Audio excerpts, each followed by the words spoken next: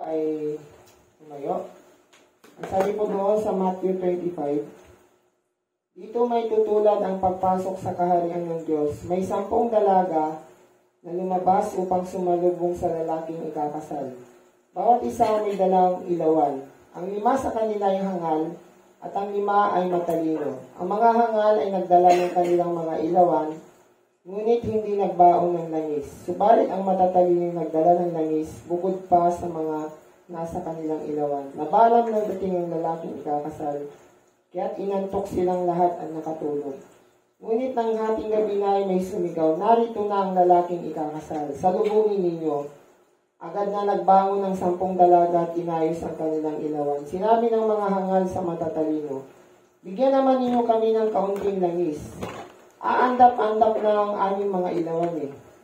Baka hindi magkasya ito sa ating lahat, tugon ng matatalino. Mabuti pa ay pumunta muna kayo sa nagtitinda at bumili ng para sa inyo. Kaya't lumakad ang 5 hangal na dalaga. Samantalang bumibili sila, dumating ang lalaking ikakasal. Ang 5 nakahanda ay kasama niyang pumasok sa kasalan at ipininig ang 5. Pagkatapos dumating naman ang 5 hangal na dalaga, Panginoon, papasukin po ninyo kami. Sigaw nila. Ngunit tumugon siya, sinasabi ko sa inyo, hindi ko kayo kilala. Kaya magbantay kayo dahil hindi nyo alam ang araw ni ang oras. May tayo pong natin hukot ng namin. Lord, maraming salamat po God sa pagkakataon ito. Nandito po kami ng Diyos upang mag-aral ng salita. Dalangin po namin, Panginoon, bigyan kami ng kaunawaan mula sa inyo, O Diyos. Patuloy niyo kami patnubayan ng Holy Spirit, anumang mga espiritu ng distraction. Kaya niyo itong tinutupok ng apoy in the name of Jesus. Yes, okay. Jesus' mighty name, Lord. Patuloy niyo kaming gabayan, Panginoon. Patuloy, Lord God, na aming salita, O Diyos, ay maintindihan ng bawat isa. Panginoon, tulungan niyo rin po ako na yung lingkod, na ikaw po, Panginoon, ay siyang gumamit sa akin. Na puspusin mo po ng yung kapangyarihan ng yung mga salita na mamamutay po, God, sa ating mga bibig. Salamat po sa inyo, Panginoon. Binabalik sa inyo papurit pa sa salamat sa tayong pangalan ng aming Panginoon Jesus. Amen. Amen. Tayo po lahat makakaupo. Sige ng pag-aaralan natin sa umagang ito ay patungkol po sa talinhaga. Alam ba ninyo kung ano ibig sabihin ng talinhaga? Sino nakakaalam? Parables. May nakakaalam ba ng ibig sabihin ng parables? Talinhaga? Sino nakakaalam? Ikaw, Martin, alam mo? Parables. Ito yung parables. Ito yung mga kwento na kung saan sa mga kwento na ito yung mga kwento na nagsasalarawan ng patungkol sa paghahari ng Diyos. Amen? Yun ang ibig sabihin ng parables or talinhaga sa Tagalog. So dito, sa ating mga binasa, makikita natin dito yung talinhaga ng 10 dalaga. Ang 5 dalaga ay matalino. Ang 5 dalaga, hangal. Amen? Bakit sila tinawag na hangal? Kasi nga, meron silang ilaw. Pero wala silang baong langis. So kapag naubos na yung langis na natitira sa kanila, ang mangyayari, wala na silang ilawan na gagamitin. Amen? Amen. Kasi nga dito makikita natin, yung 10 dalaga na yon ay hinihintay nila yung pagdating ng lalaking ikakasal. Alam ba ninyo kung sino yung lalaking ikakasal? Kanina tumutukoy yun. Sino nakakaalam? Sino ba yung lalaking ikakasal pagdating ng huling panahon? Saka yung bride. Sino ba yung tinutukoy na bride? Sino ba yung bridegroom? Yung bridegroom, yun yung lalaking ikakasal. Yung bride, yun yung babae. Napakakasalan ng bridegroom. Ang bridegroom, si Jesus Christ yun. Siya ikakasal sa kanyang church. Pagdating ng panahon, kapag tayo ay na-rapture, mapunta sa alapaap, doon gaganapin sa langit yun. Amen? Kaya itong 10 dalaga na to, hinihintay nila yung time na yun na salubungin yung lalaking ikakasal. Kaya lang ang problema kasi, hindi naging handa yung 5 hangal. Hindi sila nagbaon ng langis. Kaya nung dumating yung time na yung lalaking ikakasal, kakanila nang sasalubungin, wala na silang ilaw. Amen? Naunawan ba natin? Kaya hindi na nila makikita yung kanilang daraanan. Pero yung matatalino, meron silang langis at nagbaon pa sila ng extra. Amen? Kaya nga nung time na yun, sasalubungin na nila yung lalaking ikakasal, naging handa sila. At doon makikita natin na pinapasok sila ng Panginoon sa kanyang kaharian. Amen? Anong nangyari sa 5 hangal? Pinapasok ba ng Panginoon? Ano sabi ng Panginoon sa kanila? Hindi ko kayo kilala. Masakit, di ba? Lahat tayo naghihintay sa pagdating ng Panginoon, pero paano kung sabihan tayo ng Panginoon, hindi kita kilala? Anong mararamdaman natin? Masakit, di ba? Ina-expect natin, pupunta tayo sa langit, yung pala, hindi tayo pupunta sa langit. Bakit kaya? Anong dahilan? Bakit hindi tayo Amen. Kasi kailangan po natin maging handa sa pagdating ng Panginoon. Kasi nga dito makikita po natin, yung 5 hangal, hindi sila, nagpaka-kampante sila naging relax. Kumbaga, hindi, yung ilawan na nila na yon, hindi nila pinangalagaan sa buhay nila. Amen? Kasi pakikita natin yan sa Matthew 6, kung ano ba yung ilaw. Amen? Na tinutukoy. Sabi po doon sa Matthew 5:14, sabi doon, kayo ang ilaw sa sanlibutan. Hindi may tatago ang isang lungsod na nakatayo sa ibabaw ng burol. Walang nagsisindi ng ilaw at naglalagay ito sa ilalim ng takalan. Sa halip ay nilalagay ito sa talagang patungan upang makita ng mga tao. Sa lahat ng mga nasa bahay. Gayon din naman, dapat ninyong paliwanagin ng inyong ilaw sa harapan ng mga tao upang makita nila ang inyong mabubuting gawa at purihin nila at parangalan ang Diyos sa buhay niyo. Ganun po tayo mga Kristiyano. Tayo po ay ilaw. Amen. Amen? Paano may papakitang ilaw sa buhay mo kung hindi ka gumagawa ng mabuti? Tama? Diba? Paano sasabihin sa'yo ng kapitbahay mo, ito, Kristiyano ito. Kasi nakikita ko sa kanya, mabuti siyang tao. Na kahit binubuli ko siya, hindi siya nagre-react. Di ba? Kahit nagsasalita ako sa kanya ng masakit, hindi siya pumapatol sa akin, hindi niya ako ginagantihan. Ganun po yung sinasabi dito mga kapatid. Na tayo po ay ilaw ng sanlibutan. Amen? Na dapat natin paliwanagin yung ilaw na yun, yung liwanag sa buhay natin. At ito'y may papakita natin sa pamamagitan ng ating mga gawa. Amen? Kasi sabi nga sa James, patay ang pananampalatayang walang gawa. Kasi pwede mo sabihin, Kristiyano ako Kaya lang, nakikita ba sa atin yung pagiging Kristiyano? Yun ang tanong Yun ang pinakamalaking question. Amen? Na sinasabi natin, proud na proud tayo, Kristiyano ako. Pero ang tanong, nakikita ba sa ating buhay yung pagiging Kristiyano? Kaya nga dito, sa buhay ng 5 hangal, ang akala nila, sapat na yung ginagawa nila. Na dala-dala nila yung ilaw. Kasi nga, alam po ninyo, ang ilaw na ito, nagsisimbolo ito sa mabubuti nating gawa. Amen? Kaya na ang problema, wala silang dala. Ano yung hindi nila dinala? Langis. Ano yung sinusumbolo ng langis? Sa Biblia. Anong sinisimbolo ng langis? Para magpatuloy yung ilaw. Ang Holy Spirit. Amen?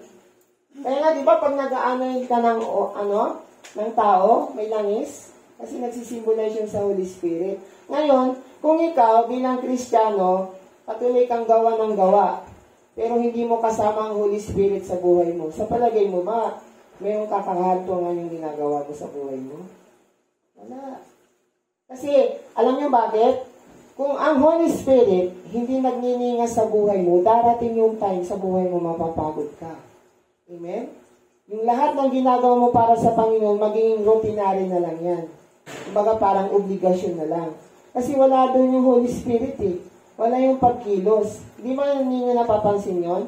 Mula nang tinanggap natin si Lord, yung umpisa na pa lang nang tinanggap natin si Lord, iba ang saya-saya. Sino dito yung tinanggap niya si Lord?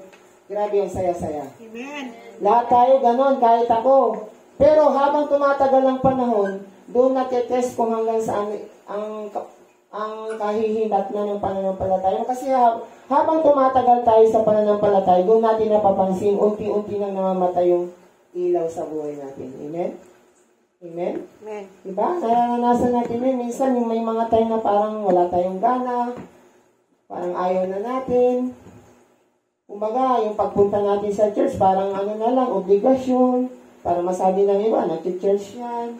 Para masabi ng nanay ko, nag-church ako. Parang gano'n na, routinary na lang ba?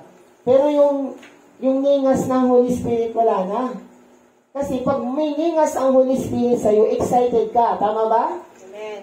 Kung yung Holy Spirit umaapoy sa puso mo, kapag mayroon kang ginagawa, umaapoy ka. Ibig sabihin, masaya ka, excited ka sa ginagawa mo. Amen? Kasi hindi naman lahat ng ginagawa natin may kasamang saya eh. Amen? Lahat ba ng ginagawa natin para sa Panginoon, masaya ba tayo? O napipilitan lang tayo? Diba? Yun yung tanong eh. Diba? Katulad nga ng 5 hangal na ito, akala nila sapat lang yung may dala silang ilawan, pero wala silang langis. Hindi pwede yun. Sa buhay natin mga Kristiyano, tayo ay mga ilaw ng sanlibutan. Amen? Pero hindi sapat yun na tayo po ay gumawa lang ng gumawa, na kung saan wala po yung pagkilos ng Holy Spirit. Amen? Kasi hindi tayo mananatiling matatag sa buhay natin sa paglilingkod kung walang Holy Spirit na pumupuspos sa atin. Amen? Mahalaga po yun mga kapatid. Kailangan po natin yung Holy Spirit anointing. Yung kanyang kapuspusan sa buhay natin upang sa gayon, ano man po yung mga problema natin, hindi tayo mapapagod. Sino po dito yung napagod minsan? Sa paglilingkod sa Panginoon. Nagsawa na. Nag-give up na. Kasi nga, dami-daming mga persecution sa buhay niya. Nilalait siya ng kanyang kapatid. Born again ka ba? Born against. Diba? May mga ganyan tao eh. Sinasabi sa iyo, hindi ka naman born against ka naman eh. Diba? May mga, kahit na pinapakita mo na yung mga mabubuting bagay sa kanya, eh, ganun pa rin, nilalait ka pa rin. Kaya nga sa buhay po natin, mga kapatid, huwag natin tularan yung 5 hangal. Amen? Amen. Na kung saan yung buhay natin, ano na lang, routinary na lang tayo. Obligasyon na lang yung ginagawa natin para sa Panginoon. Amen? Kasi nga pag ganun yung ginawa natin, wala na doon yung kapuspusan ng Holy Spirit. Wala na doon yung langis. Yun yung kailangan natin sa buhay natin, yung langis. Para makapagpatuloy tayong umalag sa pananampalataya. Amen? Tinampunin niyo yung 5 hangal. Naging relax sila. Diba? Ang akala nila, hindi darating si Lord eh. Nakatulog sila. Sino dito ang nakakatulog? Diba? Minsan nakakatulog tayo, hindi tayo nagiging aware sa buhay natin bilang Kristiyano. Nagiging parang relax po tayo. Na, ay, ano na lang, parang, ano na lang, ganito, ordinary day lang. Kumbaga, parang, ano lang, for compliance sake na lang yung ginagawa natin. Amen? Ngayon, kung gano'n yung magiging mindset natin, mga kapatid, darating yung panahon. Pag dumating na si Lord, mabibigla tayo. Magugulat tayo. Hindi tayo magiging prepared sa pagdating ng Panginoon. Amen? Diba? Katulad ng 5 hangal, akala nila kasama sila sa langit, pero yun pala, hindi sila kasama. Pinagsarhan na sila ni Lord. Sabi, hindi ko kayo kilala. Get away from me. Sabi ng Lord, di ba? Sabi ng Lord, hindi lahat ng tumatawag sa akin ng Panginoon ay maliligtas, kundi yaon lamang gumagawa ng aking kalooban ng aking Ama na nasa langit. Marami magsasabi, Panginoon, nagpalayas ako ng demonyo, nagpagaling ako ng may sakit. Pero ano sasabihin ng Lord sa kanya? Umalis kayo sa harapan ko, kayong gumagawa ng masama. Amen? Kaya nga sa buhay po natin, mga kapatid, huwag po nating babaliwalain po yung presence ni Lord sa buhay natin. Amen? Kasi yun yung pinakamahalaga sa lahat. Hindi natin makakayang sagupain ang demonyo kung wala yung anointing ng Diyos sa atin. Amen? Mapapansin natin yan sa buhay natin eh. Kung minsan kapag may ginagawa ka para sa Lord, parang ano ba, yung parang walang gana, hindi ka masaya, napipilitan. Pag ganun na yung napapansin mo sa sarili mo, mag-ano ka na kaagad kay Lord, Lord, Panginoon, ibalik niyo pong muli yung dating ako, yung first love ko para sa'yo, na yung pag-ibig ko na yun yung nagtutulak sa akin na parang maglingkod sa'yo. Kasi nga, importante po yung sa paglilingkod natin, pagsunod, meron tayong joy. Amen? Nandun yung presence ni Lord. Kasi nga, kapag wala ang presence ni Lord sa buhay natin, bagamat gumagawa tayo ng mabuti, wala po yung kabuluhan. Amen?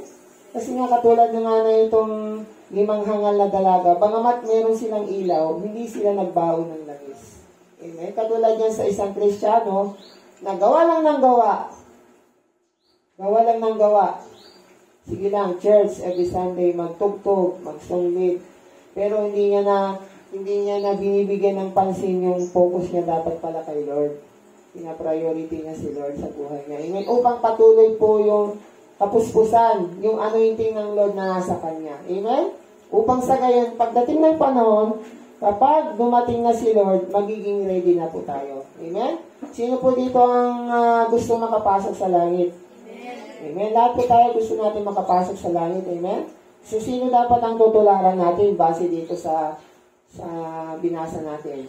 Yung 5 matatalino. Yun ang dapat nating tularan.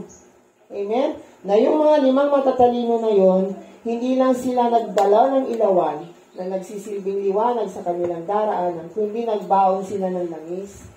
Amen. Ibig po sabihin, sa buhay natin, tayo po naghihintay tayo sa pagbabalik ng Panginoon. Ngayon, habang tayo naghihintay sa pagbabalik ng Panginoon, kailangan, nag-aapoy tayo sa Panginoon. Amen? Amen. Yung ilaw natin hindi mamamatay, kundi patuloy na lumiliwanag sa buhay natin. At yun, patuloy na magliliwanag yun sa buhay natin kung meron tayong Holy Spirit. At hindi lang yun, kailangan yung Holy Spirit, siya ang kumikilos sa buhay mo. Holy Spirit ba, kumikilos pa bang Holy Spirit sa atin? Amen. Amen? Paano natin masasabi na kumikilos ang Holy Spirit sa atin? Amen. Nakikita ba sa atin yung bunga ng Espiritu? Yun kasi yung, pruweba o patunay na kumikilos ang Holy Spirit sa'yo. Kung nakikita sa'yo ang bunga ng Espiritu. Ano ba yung bunga ng Espiritu? 9. Sino makakapagsabi dito? Ng 9 fruit of the Holy Spirit. Kasi fruit, hindi fruits. Bagamat siya, fruit lang. Kasi, yung 9 fruits na yon, ginawang isa lang. Kasi, pag wala kang isa doon, hindi makakukonsider yon na fruit of the Holy Spirit. Kaya nga fruit, isang buo lang. Pero, siyam yun. Amen? Ano yon? Love, joy, peace, patience, kindness, goodness, faithfulness, meekness, gentleness, self-control. Nasa atin ba lahat yun? Nasa atin ba yung love? Amen. Nasa atin ba yung joy? Nasa atin ba ang peace? Ay, yung patience? Patience. Diyan tayo nagtitising sa patience. Diba? Minsan, impatient tayo, di ba? Walang exempted yan, kahit ako. Amen? Meron ba tayong gentleness? Gentle ba tayo? O marahas tayo? Harsh. Meron ba tayong self-control? Kaya ba natin pigilin yung sarili natin na gawin yung bagay na ayaw ni Lord? Kaya ba natin yun? So, magkaroon self-control sa mga bagay na gustong-gusto natin gawin, akala natin masaya tayo, pero ayaw pala ng Lord yun. Kaya ba natin gawin yun? Mag-control tayo sa sarili natin. Amen. Kasi yun po yung mahalaga sa buhay natin, mga kapatid. Na tayo po, naghihintay po tayo lahat kay Lord. Amen. Sino po naghihintay kay Lord? Sino excited? Mag-rapture.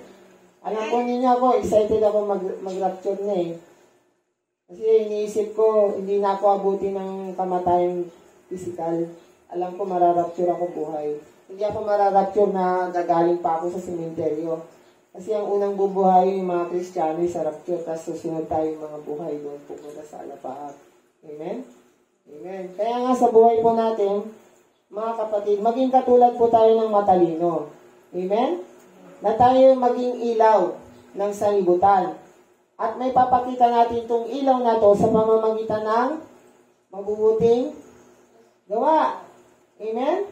At ang pinakamahalaga sa lahat ng iyong gagawin na mabubuti, kasama mo si Lord. Amen? Nandun yung langis sa buhay mo. Nandun yung presence ni Lord sa buhay mo. E ang tanong, nag-aapoy pa ba tayo? Amen? Paano natin may papakita yung apoy ng presensya ng Lord kapag nag-iisa tayo? Kinakausap pa natin si Lord? O kinakausap natin yung cellphone natin? Video call na yung video call. Di ba? O, sino mang kinakausap natin? Sino mang inuuna natin kausapin? Yung ating crush?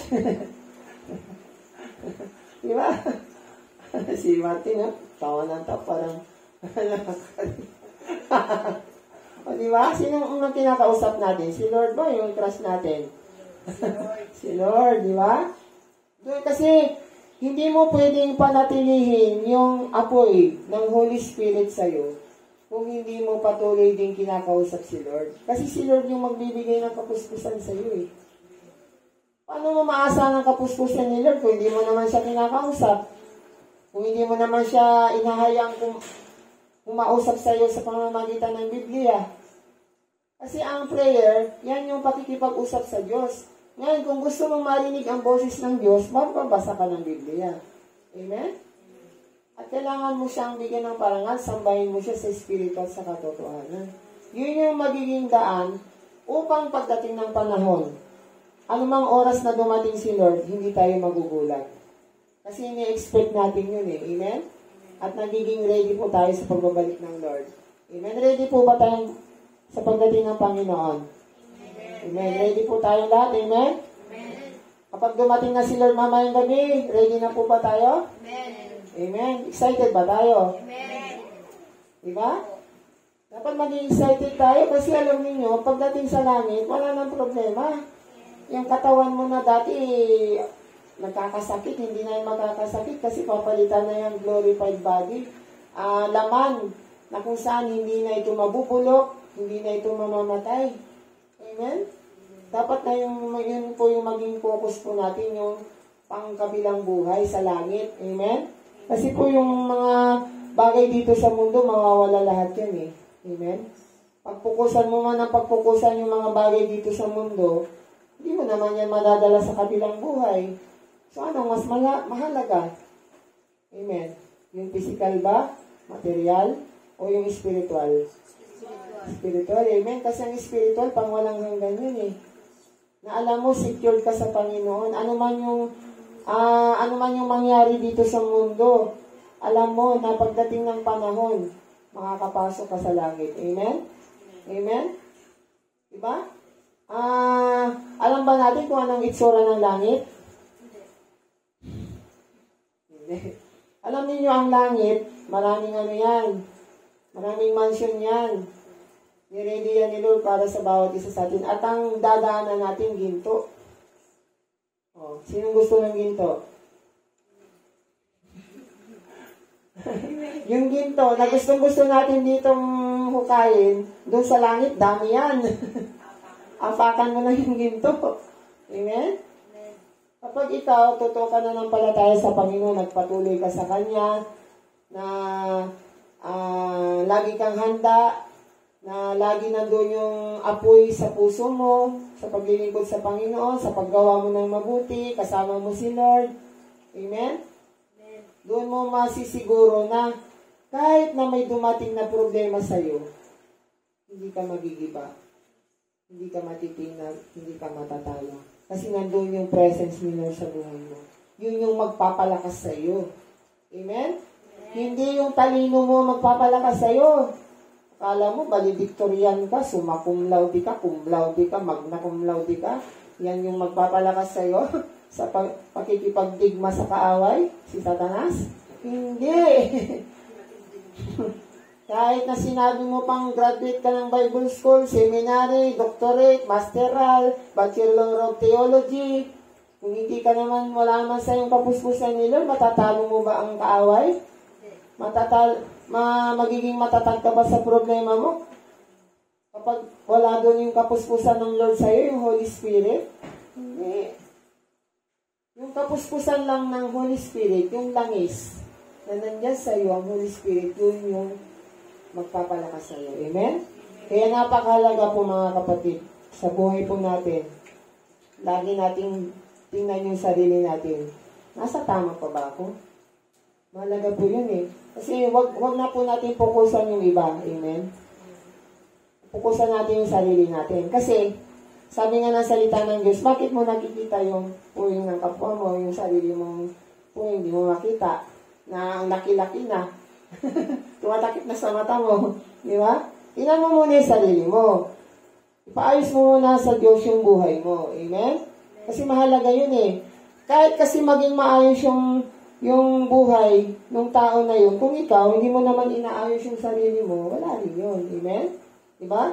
Dito nga, makikinatin natin dito sa binasa natin na yung 5 hangal, humingi sila ng langis ng mga matatalino. Amen? Ngayon, sa buhay natin, kung ito ay ating ihalin tulad sa Kristiyano, hindi mo pwedeng hingin yung anointing na nandun sa tao. Yung fullness ng Holy Spirit. Kailangan ikaw mismo mag-ask ka sa Lord ng kapuspusan. Amen? Hindi porket siya ay filled with the Holy Spirit, pwede kayo maging filled. Amen? Ang pagiging filled with the Holy Spirit, individual yan. Kailangan mong sikapin. Amen? Kailangan mong magpursige para mapuspos ka ng Holy Spirit. Hindi mo pwedeng makuha yan kay pastora. Hindi mo yan pwedeng makuha kay Bilis kung siya ay puspos talaga ng Holy Spirit. Amen? Kailangan mong pagsikapan, Lord, puspusin mo ako, Panginoon, ng Holy Spirit. Na yung kapuspusan na yun, Panginoon, mananatili yun sa aking buhay. Upang sa ngayon patuloy akong mag-ilaw. Amen? Mahalaga po yun sa ating mga buhay. Na hindi lang yung ilaw po na nasa buhay natin ay mananatili. At hindi po yun mamamatay. Amen? Mahirap po kasi na kapag yung ilaw nasa buhay natin, gumagano, no?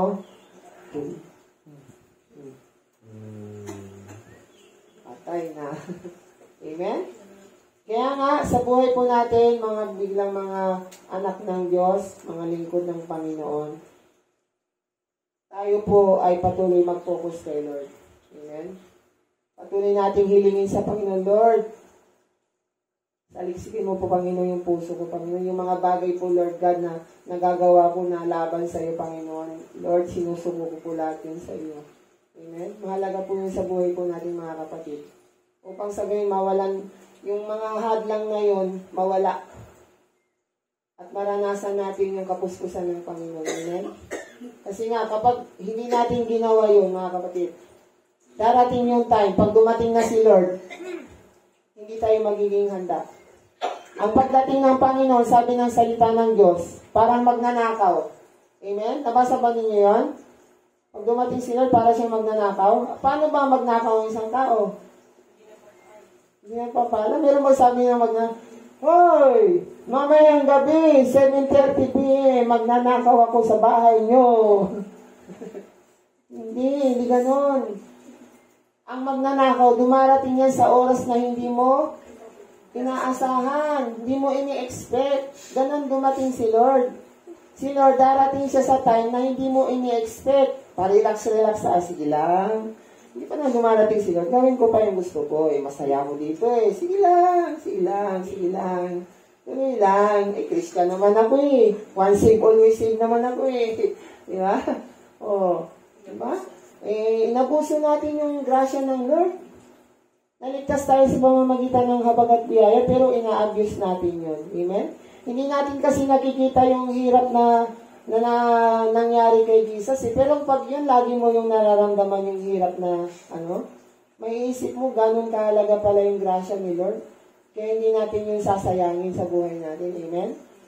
Na sa buhay po natin, mahalaga po ito na lagi po tayo magpa-search kay Lord. Lord, ano ba yung mga bagay, Panginoon, na patuloy kong ginagawa, Panginoon, na hindi nakakabuti, Lord? Panginoon, tulungan mo ako, Panginoon. Sinusuko ko ito sa iyo, Lord. Tulungan mo ako na hindi ko na ito magagawa, Panginoon. Ever, never, ever in my life. Amen. That I will not do it again in my life. Amen? Upang sa gayon, maging katulad po tayo ng 5 matatalino. Sino gustong tularan ng 5 matalino? Amen. Lahat tayo gusto natin, amen? Kaya nga, sa buhay po natin, lagi tayong magpakapuspos sa Panginoon, sa Holy Spirit. Amen? Upang yung ilaw na sa buhay natin, patuloy po yung magliliwanag. Amen? Amen. Upang sa gayon, kapag dumating na si Lord dito sa lupa, alam natin, sure na sure tayo, 100%, hindi 99.9, na makakasama tayo doon. Ma-snatch tayo dito, mula dito. In the twinkling of an eye at the last trump. Sa isang kisap mata, sa huling trumpeta, tayong lahat ay aakyat sa alapap. Amen? Sinong gustong maranasan yon? Amen. Ang mapunta sa taas Amen. at pumasok sa langit. Lahat po tayo. Amen? Amen. Kaya po sa buhay po natin, mga kapatid, patuloy po tayong mag-focus kay Lord. Patuloy po nating hilingin sa Panginoon, Lord, puspusin mo ako, Panginoon. Upang sa gayon, patuloy po akong maging ilaw, maging mabuting halimbawa sa mga tao. Amen? Amen. Amen. Kung tayo pong lahat ay tumayo sa oras na ito. Hallelujah, Lord. Tayo pong lahat ay yumuko at manalangin. Panginoong Hesus, sa oras po nito, Diyos, nagpapasalamat po kami muli sa inyo, God, na kami po nakapag-aral ng iyong salita. Maraming salamat po sa iyong paalala, O Diyos, na kung saan, Panginoon, kailangan namin magpakapuspos sa iyo, Diyos. Na kailangan po namin mapuno, Panginoon, ng iyong presence, Lord God. Upang sa gayon, Panginoon, anumang oras na ikaw ay dumating dito sa lupa, Panginoon, sa alapap, O God, Lord, kami po'y nakasisiguro na makakasama kami, Panginoon, diyan sa iyong kaharian. Lord, salamat po sa iyo, God, sa iyong mga salita. Itanim mo po ito sa aming mga puso, sa aming mga isipan, at ito po'y patuloy namin pumay sa pamuhay, sa pang-araw-araw namin buhay. Salamat po sa inyo, Diyos. Patuloy po namin binabalik sa inyo. Kapurihan, pasasalamat sa tanging pangalan ng aming Panginoong Hesus. Lahat magsabi ng Amen. Amen. Kaya sa oras na ito, tayo pong lahat ay darako na po sa hulinga po na tayo pong lahat ay